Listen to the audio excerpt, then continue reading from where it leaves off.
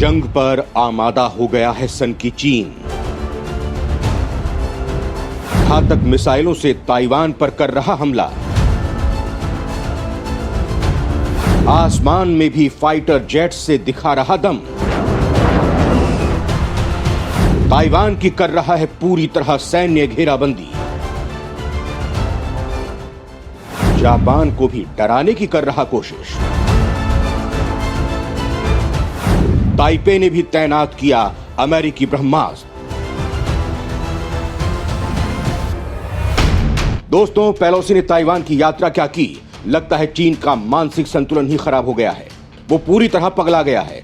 उसके दिमाग का फ्यूज उड़ गया है। इसी कारण वो अब पागल कुत्ते की तरह ताइवान पर भौंक रहा है। उसे काटने का डर दिखा रहा है। वो ये सोच रहा है कि उसकी इस हरकत से अमेरिका भी डर जाएगा।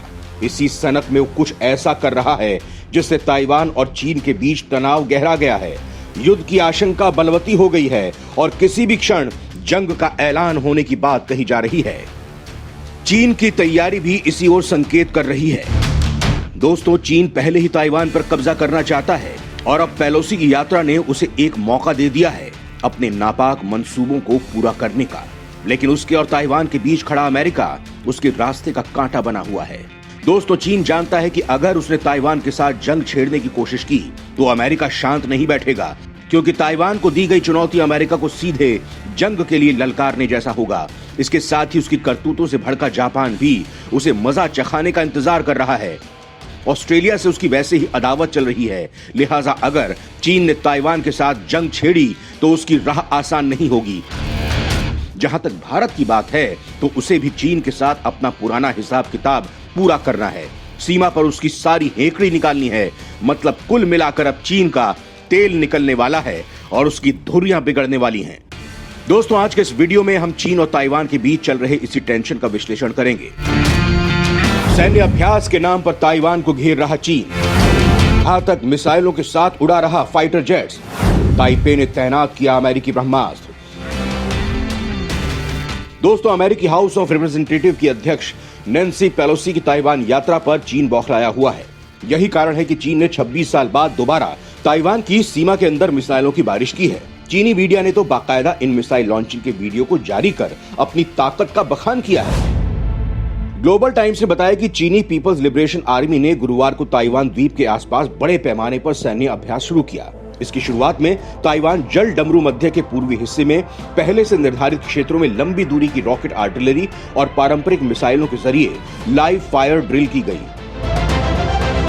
दोस्तों, चीन ने गुरुवार दोपहर 12 बजे अभ्यास शुरू होने के बाद पीएलए ईस्टर्न थिएटर कमांड ने बताया कि सेना ने ताइवान जल डमरू मध्य में लगभग 1 बजे लंबी दूरी की आर्टिलरी से लाइव फायर ड्रिल की।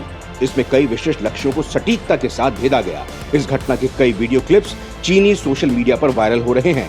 कई पोस्ट में दावा किया गया है कि इन मिसाइलों को ताइवान से केवल 125 किलोमीटर दूर पूर्वी चीन की फुजियान प्रांत के पिंगटन से लॉन्च किया गया था। चीनी मीडिया ने दावा किया कि चीन के मुख्य भूमि से दागी गई मिसाइलों ने ताइवान द्वीप के ऊपर आसमान में उड़ान भरी है। इस दौरान चीनी सेना ने DF-21, DF-26 और हाइपरसोनिक DF-17 समेत कई मिसाइलों और रॉकेट आर्टिलरी सिस्टम को फायर किया। दोस्तों, आपको बता दूं कि चीन की DF-17 दुनिया की सबसे खतरनाक मिसाइलों में शामिल है। हाइपरसोनिक स्पीड से उड़ने के कारण इस मिसाइल को किसी भी एंटी डिफेंस सिस्टम से ट्रैक करना काफी मुश्किल है। ठोस ईंधन से चलने वाली ये मिसाइल सीधी पथ पर चलने के बजाय अपने लक्ष्य तक जाने के लिए काफी घुमावदार रास्ता अपनाती है। इस मिसाइल में DF-ZF हाइपरसोनिक गाइड व्हीकल को माउंट होता है, जो लॉन्चिंग के बाद एक निश्चित समय पर मेन रॉकेट से अलग होकर हाइपरसोनिक स्पीड हासिल करता है। DF-ZF के साथ DF-17 का आधिकारिक तौर पर 1 अक्टूबर 2019 को चीन के राष्ट्रीय दिवस सैन्य परेड में अनावरण किया गया था। 15,000 किलोग्राम वजनी ये मिसाइल 11 मीटर लंबी है। इसकी ऑपरेशन रेंज 1800 से 2500 किलोमीटर तक बताई जाती है। दोस्तों, वहीं चीन की DF-26 मिसाइल की रेंज 5000 किलोमीटर की है। DF-26 परमाणु और परंपरागत दोनों ही तरह के हथियार ले जाने में सक्षम है। इस मिसाइल को 2016 में People's Liberation Army Rocket Force में तैनात किया गया था। इस मिसाइल का प्रोडक्शन चीन की China aerospace science and technology corporation करती है। दोस्तों, चीन का दावा है कि DF-26 मिसाइल जमीन और नौसैनिक लक्ष्यों के खिलाफ सटीक परमाणु या पारंपरिक हमले कर सकता है। ये चीन की पहली पारंपरिक रूप से सशस्त्र बैलिस्टिक मिसाइल है, जिसे गुआम और वहां स्थित अमेरिकी सैन्य प्रतिष्ठानों तक पहुंचाने में सक्षम होने का दावा किया गया है।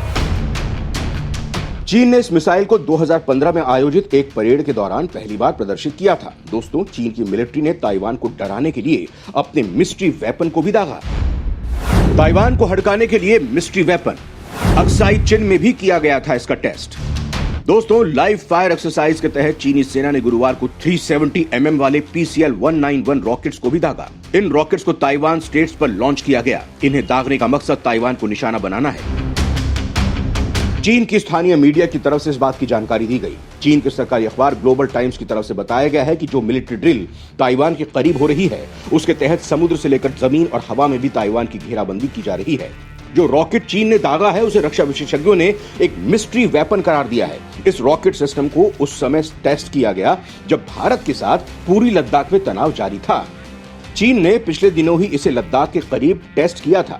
इसकी अधिकतम रेंज 500 किलोमीटर बताई जा रही है, लेकिन इस पर थोड़ा संदेह जताया गया है। कुछ लोग इसकी रेंज 350 किलोमीटर बताते हैं। दोस्तों, PCL-191 ट्रक लॉन्चिंग सिस्टम है जो 370 mm के रॉकेट्स को आसानी से लॉन्च कर सकता है।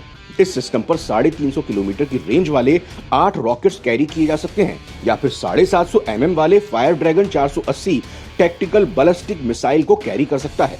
ये मिसाइलें 500 किलोमीटर से ज्यादा की रेंज वाले हैं।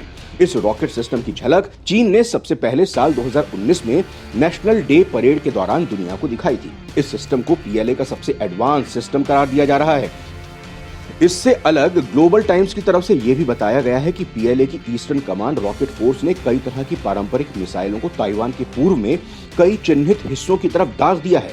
चीन की मिलिट्री जिस ड्रिल को ताइवान के करीब अंजाम दे रही है, उसमें J-20 fighter jet, H-6K bomber, J-11 fighter jet, type 052D destroyer के साथ ही टाइप 056A कोवर्ट और DF-11 शॉर्ट रेंज की बैलिस्टिक मिसाइलों को तैनात किया गया है।